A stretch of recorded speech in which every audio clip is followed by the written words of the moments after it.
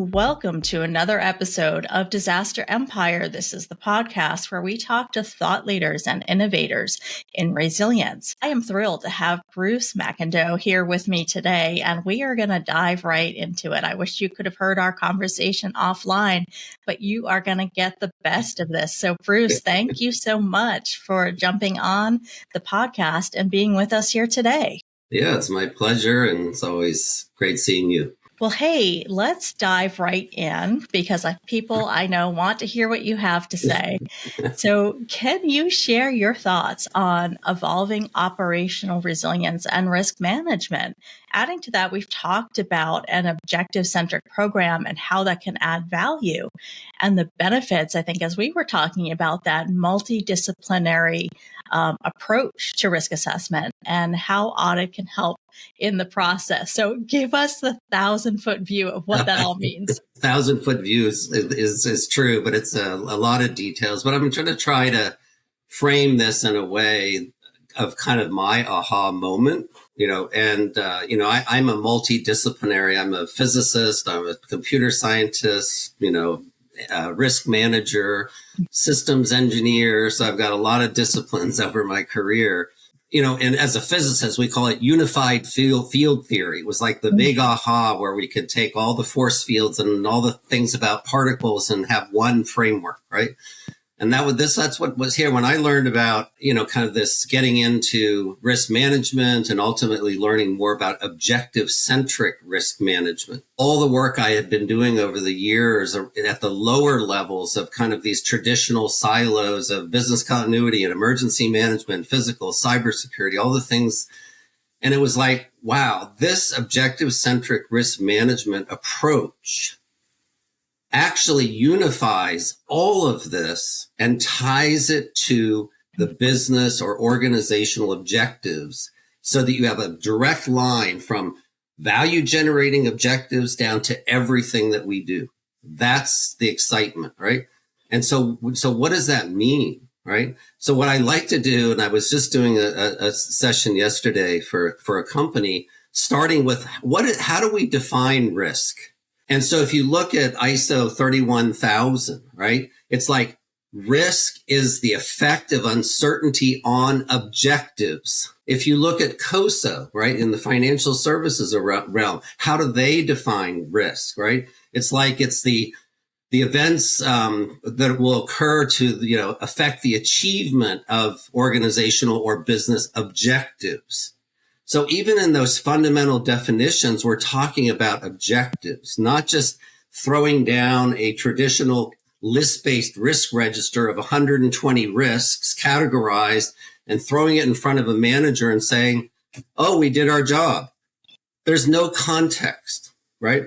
So this objective-centric risk management says, no, start with the objectives, have an objective owner that's a business owner, and then bring the risk domains, reputational, financial, compliance, operational risk to the table and look at the risk of achieving that objective, right?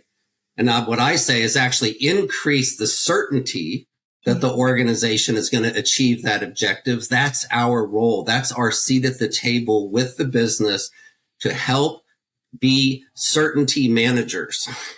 And oh, by the way, that's how that executive gets his or her bonus, and they're personally aligned with our efforts, right?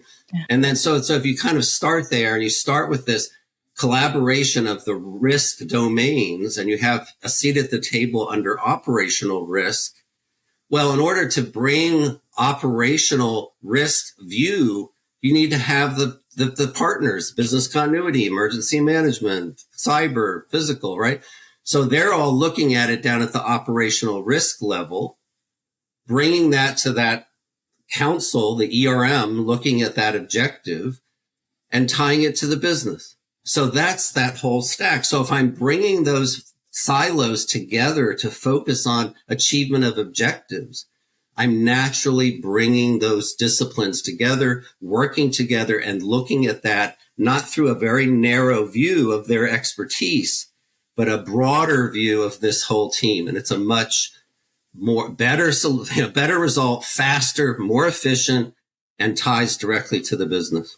Yeah, I love that approach. And I love that thinking around not just controls or not just identifying the risk, but really helping the business, as you said, to get towards that certainty and understanding if they can achieve those goals, minimize that risk, right? I think it's a great way to think about it, especially as we're evolving through this time of uncertainty, right? Increased uncertainty, really. And what's really fun is when you go through this process, and basically you're going to look at risk mitigation, but a key part of objective-centric risk management is to highlight the residual risk. So it says, okay, here's the investments we're going to make to mitigate this to help you achieve your objective. But here's the residual risk. Is that acceptable to you, business owner?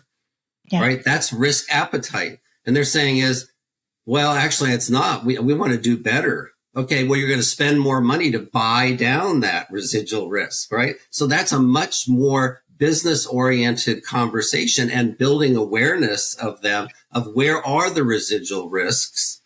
Again, everyone now is learning and expressing and using the same language, right? So it's that whole, again, that unified model of making this where everyone is part of this and has a role to the success of the organization.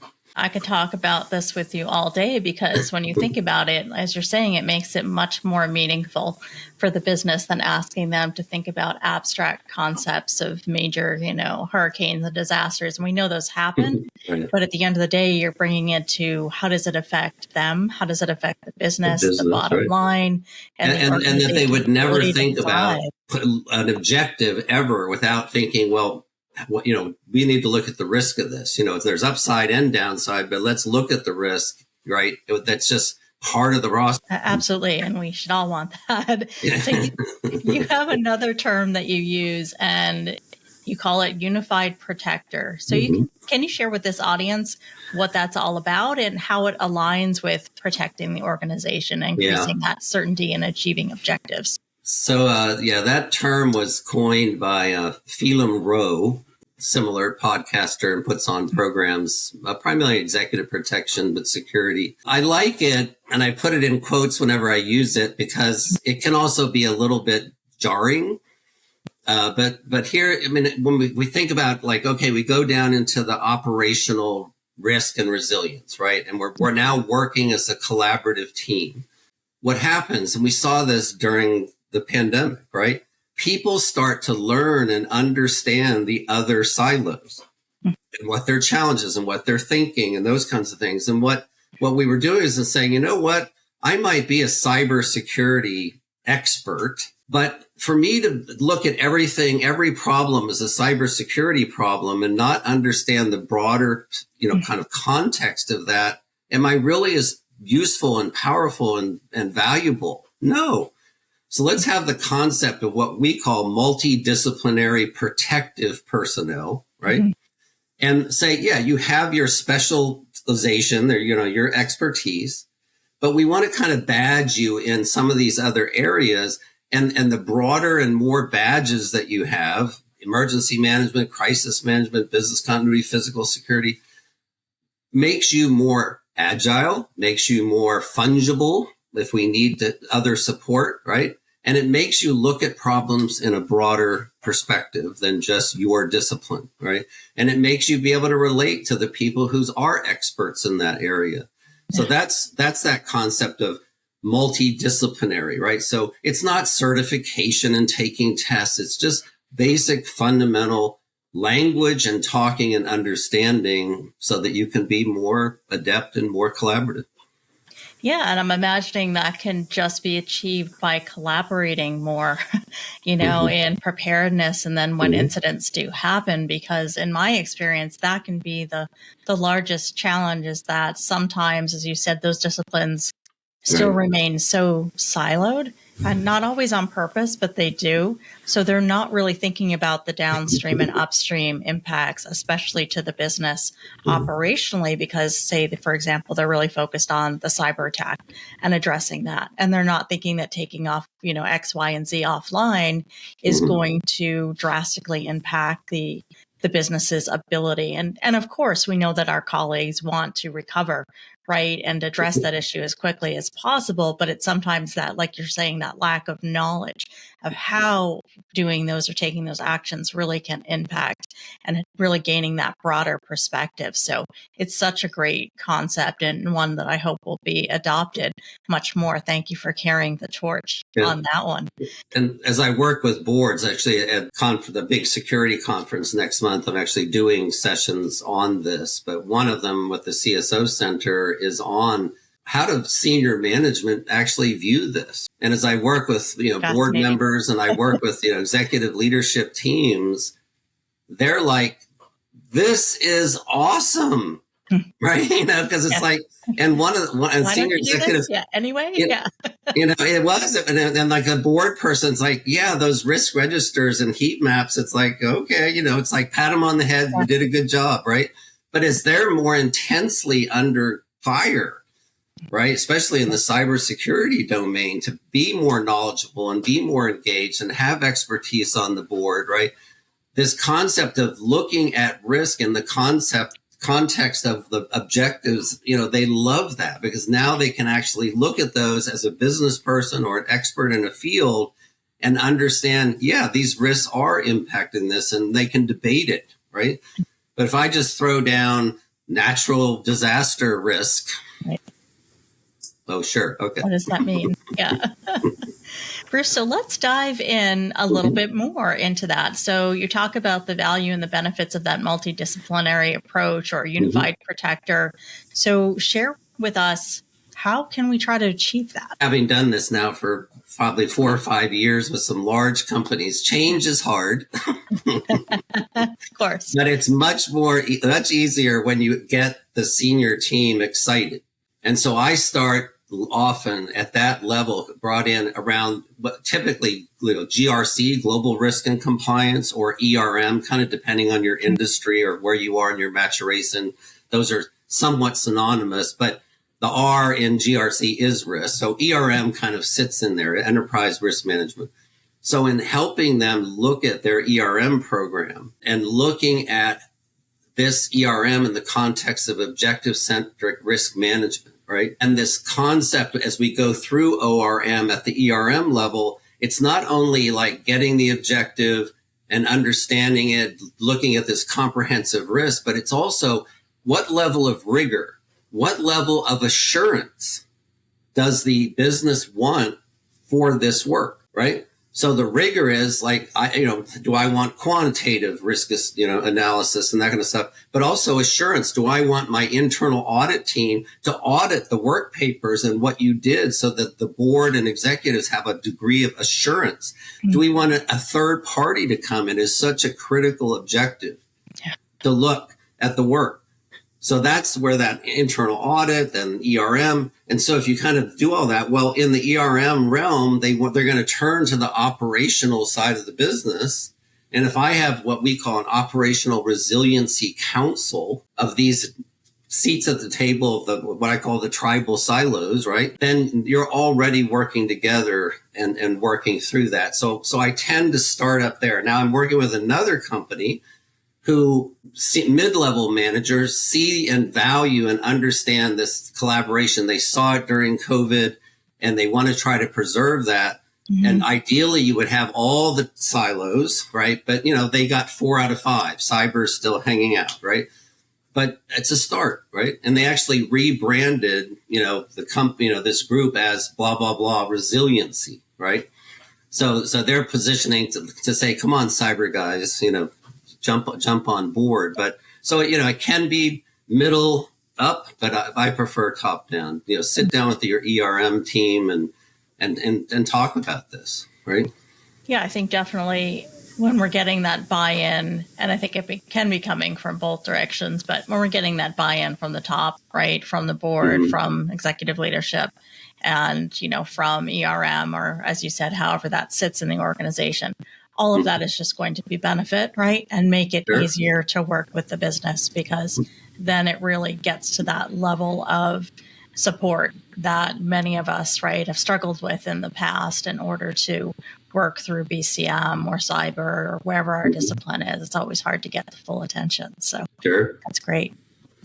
Thank you for carrying forward that work and having those conversations with our executives in a way that they are increasingly better able to understand based on what you're sharing, really bringing it to that level, and giving them that knowledge base. And sometimes I think we forget how important that is when we're as practitioners making those presentations, right? And limiting that jargon or putting it in terms they are going to be able to really understand, and that's bringing it into their world of their goals, objectives, and how it can affect the business, short and long term. So I appreciate we talked about, for me, this eureka moment was during the pandemic, right? I mean, a lot of companies fared really well without a big pandemic plan, right? They basically adapted and solved problems. And so when I talk to senior managers and I'm talking to them and I kind of am losing them, I said, hold on a minute. Let me pause.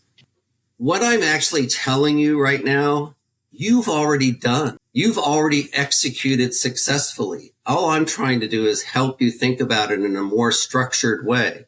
And then they're like, what are you talking about? And I said, you had an existential threat to your business. What did you do that you're still here today? What you did, you brought all of your key people together that can help you solve this existential threat. You flatten the organization by doing so. You empowered them. You shortened the decision-making cycle so that they could look at the problem, come up with solutions, deploy them. If they worked, reinforce them globally. If they didn't, came back and tooled them and put them out again, right? That sounds like Agile to me, right? Yeah. So you actually did this. All I'm trying to help you do is have a formal framework to institutionalize it so it serves you every hour of every day. Yeah, that's the best example of what we did. But it gets them. It's like oh yeah, we know. Yeah, we can do this. This isn't something new, right? And different. Exactly. It's really like you said. I think it's really formalizing it and making it a process that's going to continue. Yeah. Right. Sure. And I think what I'm hearing too is, and I'm going to get your take on this in just a moment, but to me, that's being resilient, right? It's being much more proactive. It's, people call it that bouncing back, but it's that continuum to me. I want to hear, because I asked this question of all my guests, how do you define resilience? So it is not bouncing back, so I'll give you a kind of an interesting perspective just because I'm in a different, go for it. As a physicist, right? Yep. So I love the definition of resilience as it relates to elasticity. Okay. Yep. So, I've used that. So it's like, the ability of a substance or object to kind of like return to its normal state, no matter what stresses are thrown at it, right? So that kind of like a rubber band, right?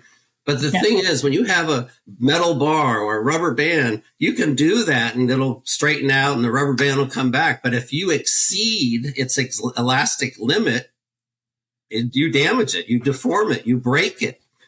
And I love those concepts for resilience because systems, organizations, people have elastic limits. Yeah. And so we have to build into resilience the monitoring and protecting of all the elements in the system from exceeding their elastic limit, right? Or we cannot operate, right? So when I think about kind of resilience in that model, my definition of resilience is the capability of an organization, its people and infrastructure to remain elastic, right?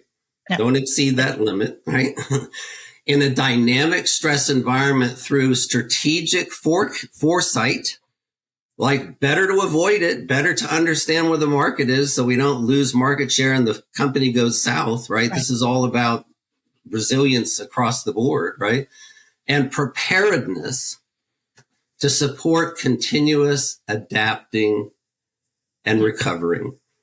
So that is like a living organism that's maintaining that elasticity, looking over the horizon so that it doesn't go off the cliff, That's resilience to me. That's a great definition, and one that I've used aspects of that elasticity as well.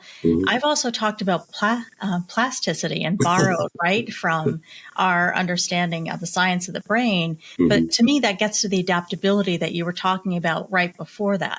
Right. We can't continue to use the same pathways, or if things get damaged, we learn how to be agile, right? And adjust and change the way that we're doing things and even our way of thinking, right? Just as you're talking about with those executives and saying, hey, you did this. So let's continue to do that and have that agility and nimbleness to be able to, as people use the term, pivot, right? When needed. And if plan A doesn't work, use plan B. And I've also talked about a 360 view. And that goes back to what you're talking about in terms of risk, is really having a much broader and deeper, richer understanding of risk so that you're looking at any threats, right, to an organization from multiple lenses. So all of that, I think is exactly what you're talking about. So great to hear that we're aligned. We might be using a little bit different language, but I really see it as the same. Let's talk more about that traditional risk-based register. And so you really talked about, I'm just getting it right, really having an objective-centric risk register. And you think that's what we should be replacing that, more traditional risk register with. So can you talk to this audience about what that is and how it differs from how the way ERM might have done things in the past and how we should be looking at risk? So, a lot of companies, they do essentially a survey, right? And then roll up. And there's actually a lot of filtering before that gets up to the board, right? Where there might be 120 risks on the risk register and 20 get to the board, right? Again, it's that whole lack of context, right? So so that's what that is. And they'll take those 20 and they'll put them in a heat map and say, these are the ones we're focusing on. This is what we're doing. We're great. Everybody's happy, right? But when you sit down and say, okay, here's this objective centric risk register, which is now looking at objectives.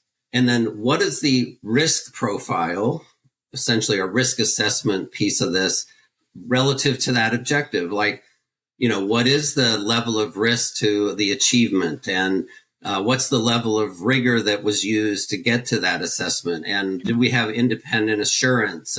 And so you're actually now looking at it by objectives, and then you're going to say, oh, wait a minute, I see that this objective has a elevated risk of we're not so certain that we are going to achieve it. Let's dig into that, right? Then when you dig into it, then you're getting back to more of that traditional, well, what are those risks and what are we doing about it, right? And that level of granularity. So it's like taking that category list-based register and mapping it to the objective. So you're going to have a lot of similar risks across objectives because maybe they're like foundational stuff like infrastructure, cyber, whatever, and can deal with that. But now they're looking at it and for the achievement of that objective. So it's kind of like, we're not really throwing it out in the sense, we're not going to put it on the table anymore.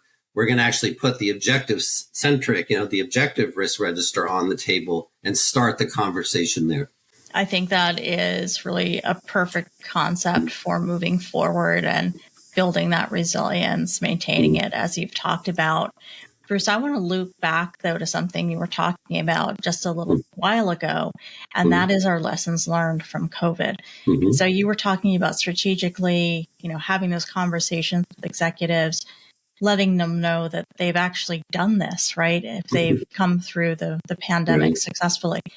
But explain for this audience tactically, what are your suggestions on how do we go about that? How do we get to that formalization, if you will, or embedding of that type of process into the org so it becomes muscle memory?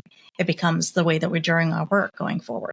Yeah, it's so one of the reason that I got involved so much at that senior level was I was consulting with like 7 companies during COVID, right? On being part of their COVID task force and briefing them and keeping them informed and on everything that was evolving and helping them think through their approach, right? So that's how I got engaged and had more interface with senior executives and those kinds of things. And so, I feel like every company has waning muscle memory, right? But there's still memory, right? And I feel like that's the tactical thing, that if you start to look at this and you start bringing back together some of those key players that were part of that collaborative team, the task force or whatever it was called in the particular company, they're your allies, and say, why are we giving this up? Why are you back off in your leg of the organizational wiring diagram and I'm over here and we're not talking anymore and we're not sharing? Remember how awesome that was, right? And then having a similar conversation with management to say, we can do better. We can be more efficient. We can be more, effective working together like we did during the pandemic than off in our corners and not collaborating and not supporting the business holistically, right? And so I just feel like build that support team, because it's not gone. We haven't erased it, and we've kind of forgotten or worried about the COVID, even though it's still rolling out there. But the thing is that there is organizational memory. And for most organizations, at least all the ones that I was involved with, a very positive experience by the people. It was grueling. It was frustrating, but it was a team effort. And so you're building on a happy thing rather than people that don't want to repeat it. Right. So absolutely.